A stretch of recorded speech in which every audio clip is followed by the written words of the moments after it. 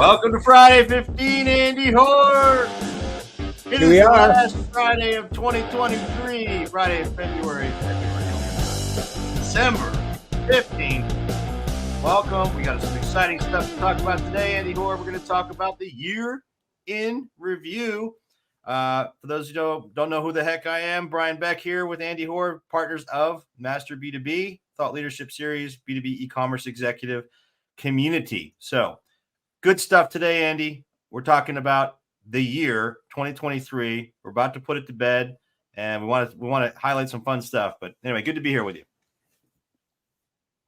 Can you hear me? Yeah, and this is going to be a good one. Like I said, we'll see each other again next year. Yes, we can hear you. Okay, good. So, yeah, so let's jump right in. We have a little breaking news. Yes. Oh, yes, we do. Before we get to our break, before we get to our year in review, let's talk about some stories. One, love that music. Honeywell boosts building safety business with a $5 billion almost deal to buy a unit of Carrier. Wow, interesting. This would be like all over the news, headlines, New York Times, everything. If in fact this was B2C, but of course B2B, we just don't get any love, Andy. Yeah, well, B2B, this is a rounding error, but you're right. If this was a B2C story, it would be headline in the evening news, the top of all the newspapers in the world. They'd be interviewing people, showing video outside the stores, etc. But here, $5 billion, just a typical, another day in the office for B2B. Right, seriously, right? So, right, but it's fascinating to see this consolidation occurring, and businesses still looking to kind of build their position in the market, et cetera. So that was one of the bigger stories this week. But we want to recap kind of the year, and we have three things we want to talk about. So what was the biggest news story of the year? What was the most surprising fact that we found this year, and what was the most interesting trend that emerged in 2023 from our perspective? So, Andy, what do you think the biggest news story was of the year? Well, I'm biased, but I think it was earlier this year when roll tape. Très amusant de parler en français avec HeyGen, une technologie de traduction de l'anglais au français. Do you speak French, Andy? Peu importe ce que je fais. I don't, but via the wonders of AI, I now do. So yes, I recorded a video in English. I had it translated in French in real time, and it changed my mouth and everything else. And there you go. So AI was clearly a big story, but I think this is maybe indicative of what happened with B2B. Right now, it's still kind of a toy, and I use that term maybe too lightly. It's coming, but it isn't here yet. And that was just a fun demonstration of what's possible. But so you don't think that was the top story? What do you think the top No, I don't think it was. I think it was all about Gen Z, Andy Hoare, and their take on okay in written communication. So for those of you, this is very important news, folks. Apparently, Gen Z has different ways of saying okay that have different implications. So Gen Z are, 2 generations removed from me and Andy here. But, if you say okay or KK or K or okay or okay, these things have different meanings. And this is the biggest news story of the year. Right, Andy? That's right. Well, it made me rethink all my communications with you and thinking, how many times did I get the double KK versus the capital K, small k, and what were you really trying to say between the lines? So yes, I agree with you. This is a big story, of course. Well, I don't speak Gen Z, so this is news to me too. Anyway, what's the real biggest story of the year? Well, we think it's this one, right, Andy? Amazon surpassing FedEx and UPS in terms of delivery volume in the United States. This is incredible, right? Yeah, well, we talked about this a couple of weeks ago, and it is clearly the biggest story. I mean, it's going to do 6 billion packages this year. I think maybe the most interesting intersection of this story was that Fred Smith, the founder and chairman of FedEx, said that when he was asked about this a couple of years ago, is this possible? He called it basically a fantasy and said there was no way on God's green earth that Amazon was ever going to overtake any of these guys. And now here we are, and they not only overtook them, the number one, and they're going to be pulling away. And this has really big implications for B2B because, you can use UPS and FedEx to deliver things if you're any B2B company, but what if now Amazon is the #1 delivery service and they're a competitor of yours? Oops. Yeah. Well, to me, what's really interesting about this is it's yet another example of Amazon building its infrastructure for itself, like they did with AWS, Amazon Web Services, and then making it available to others. So that not only are they the biggest delivery service, but they've also launched supply chain solutions, which incorporate, their massive infrastructure in the United States for delivery, warehousing and delivery and fulfillment. And they're now making that available for folks to sell, and fulfill when they sell on other channels, to fulfill using Amazon. Huge implications, particularly for manufacturers who are not very good in most cases at shipping small parcel or getting product to the end buyer, B2B, B2C buyer. This is an enormous development because it now enables them to do that. And frankly, with best in class, I mean, Amazon for these kinds of orders are better than most distributors are. So, Well, and right. to that point, yeah, imagine what this is going to look like. Some conversation in a manufacturer's headquarters saying, hey, should we drop ship this stuff and send it through Amazon? Right.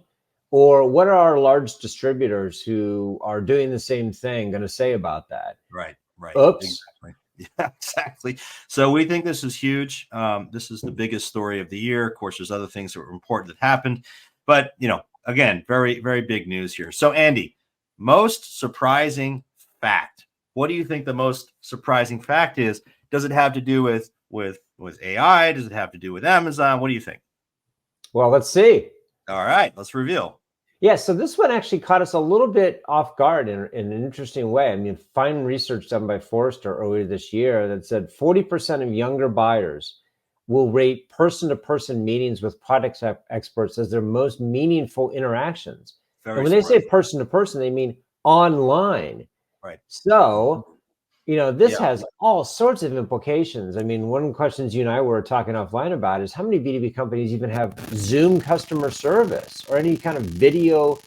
They might have some chat, but it's probably over the phone, right? Or it's a text chat. So, this research says that B2B companies should be thinking pretty seriously about how they're going to support younger buyers in this kind of environment. Again, this is a podcast, but you and I are both also looking at each other through Zoom.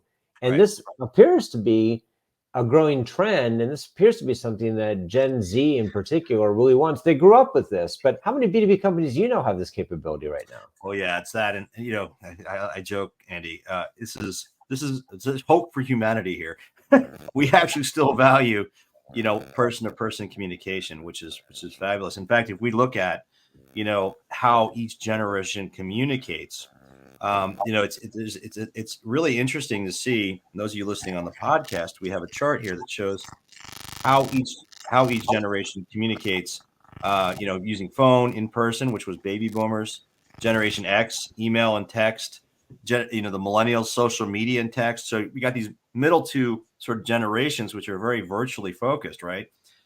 Focused on, email and text and things like that. But then Gen Z, online, face-to-face. It's almost like we've come full circle, right, Andy? Back to, the connection with other human beings.